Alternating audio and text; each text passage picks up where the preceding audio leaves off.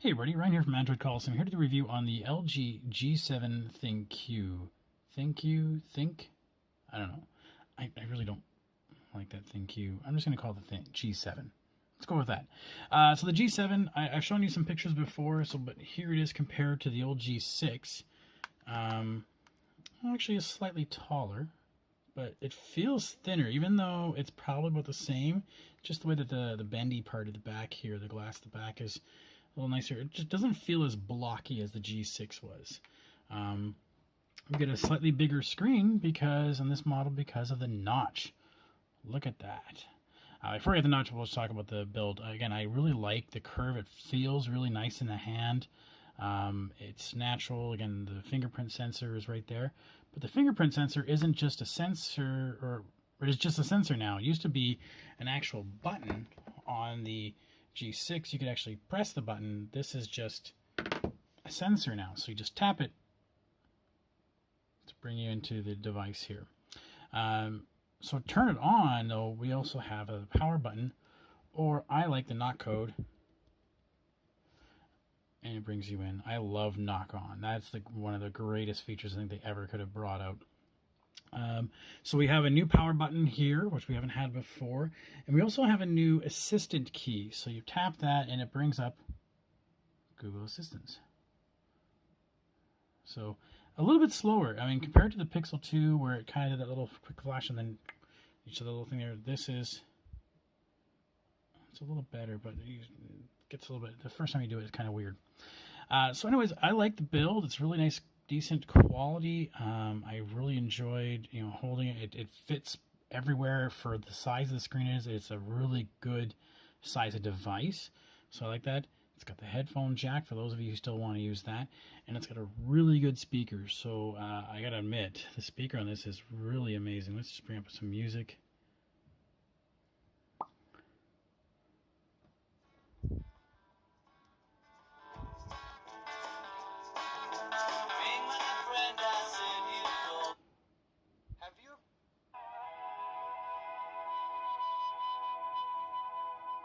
Kind of.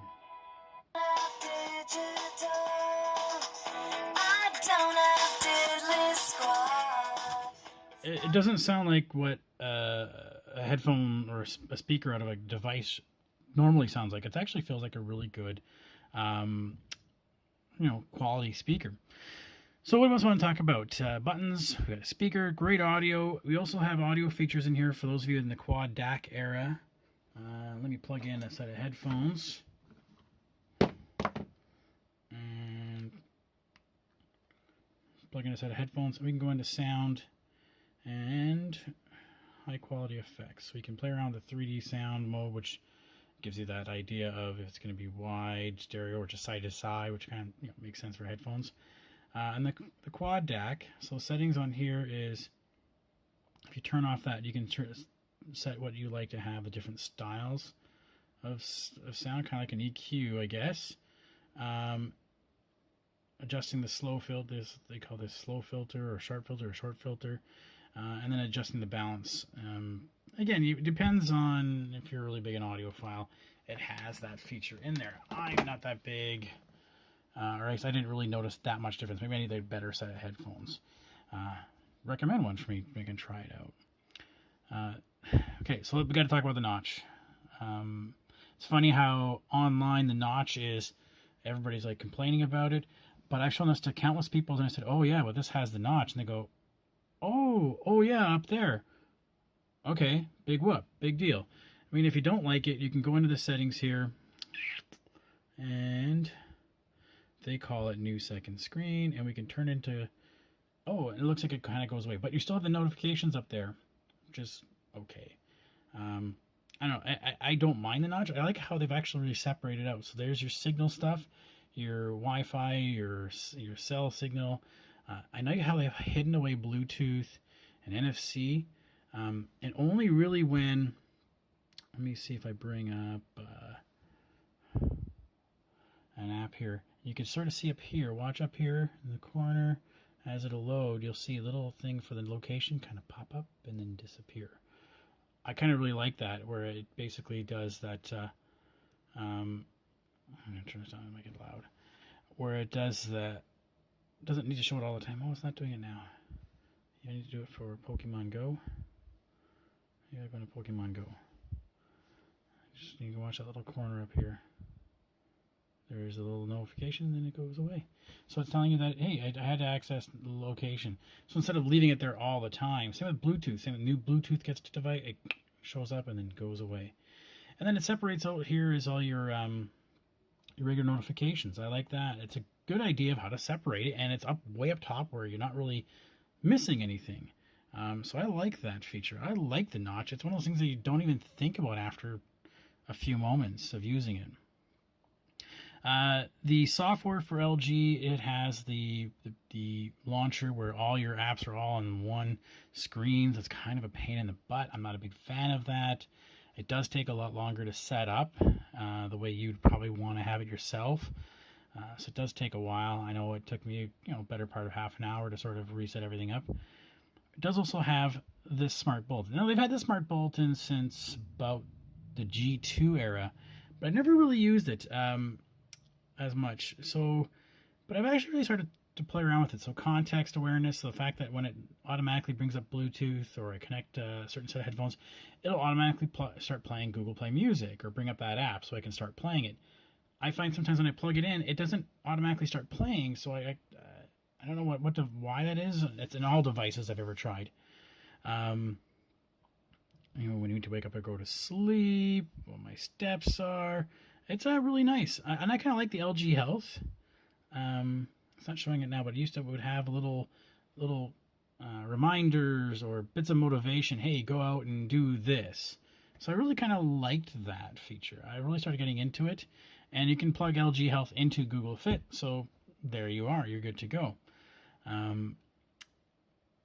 The other thing that was new, and I don't remember them doing this in other devices, is that if I swipe down now, I get kind of a quick, brief synopsis of what's going to happen. So there's my recent text messages, people I've messaged most often, events that are going on shortly, shared images I've done through text messages, apps that maybe I've used most often, websites I've been to most often, songs I was recently playing. Really cool feature. I really like that. I mean, it's kind of a nice, one. I almost want to make that my home screen. That'd be kind of really nice. The display is really good. It's still an IPS, but it still does a really good job. We've talked before about this, how you can do this super brightness, right? So the idea that when you're outside, and I was out camping and I was able to use that, and it really allowed me to see in really, really bright, where I wouldn't have seen it outside sometimes. Then, my favorite thing is that it's got QI charging, so I can just pop it on any my little pads, and it's just charging automatically. The big thing I want to talk about is the camera. So first, let's go take a look at the camera. Let's bring that up. So you have your two lenses, your wide angle or your normal, which is fine. I like how you can zoom in or out using this. That's a new feature I really kind of like. Let's go there. We have a portrait mode. So if I put a little dude in here, so it's starting to automatically blur the background area versus if it wasn't in portrait mode. So notice it's looking sharp focus. Tap that. It starts putting that in a bit of a blurry. I'll wait to understand what it is. Anyways, so there's portrait mode. Oops. It's a little tricky sometimes touching these buttons. You have Google Lens automatically, which is kind of cool. It looks like a toy. Tap that. We can also go into AI Cam. And AI Cam will automatically start showing what does it think it looks like. It's fish, it's close-up, it's beer, it's sport, it's table. What's that guy? It's a toy. So it's kind of giving an idea of what it thinks these things are. Because then when you take a picture, you can actually go back and see what tags it had. Other modes we have your typical modes in here, so super wide camera, we have HDR, all those kind of fun things. Live photo, I wasn't a fan of live photo this time. You can play around with what size resolution, or something called full vision. And full vision does is that all of this is your viewfinder, but it lowers you down to just 10 megapixels. I didn't mind staying with 16 megapixels there for not having all display. That's just me. So the cool thing comes out too is when, so it can be a little sluggish a bit at times, is into the gallery. Memes. Oops. So I can go into albums and take a look at my camera photos, right? So take a look at pictures. I can take a look at tags. And this is a cool thing. So all in the AI cam stuff, what pictures of animals does it think it's seen? I can take a look at eyewear. I can look at pictures of dogs. I can look at pictures of fire. I can look at pictures forest. So very cool how it does this kind of tags based on what it thinks it's seen. Kind of like Google. And Google can do that. You can search for it. You can say, show me pictures of dogs, and it'll do it. But this kind of like shows you what it's already kind of thing. So it'll be very interesting how after maybe months of use, how is it showcasing that kind of stuff. That'd be kind of neat. We can go into photos itself. We can go into memories. So I've taken some pictures when I was in Monaco. I went to Dorian. I went to Kekabeka Falls.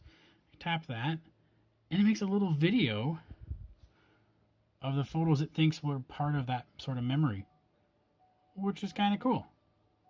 I thought it was kind of cool. I mean, Google does this all the time, but does it? Oops. Does it? For me right here. I can make Google go crazy. So there's. Same thing, I can watch videos from my Monaco trip and see how it looks.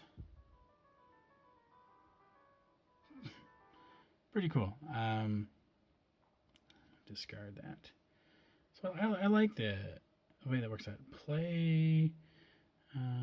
These are just kind of videos, I guess, where I can make play around with it and do things like collages and stuff.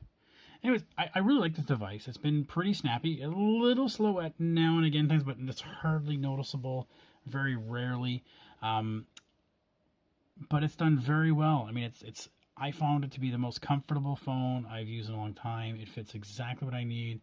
There wasn't any rough edges while using this device. It's been just great, and I'm going to be really sad to put it back in its box and send it back to LG in the next little bit.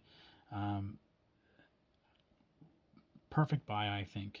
I hate to say the word perfect, but I think it's just been the perfect buy for anybody who's looking for that. That's nice. The only downside is, again, the setup for this, but again, you can set up any launcher you want. It even has a launcher if you has the app tray into it.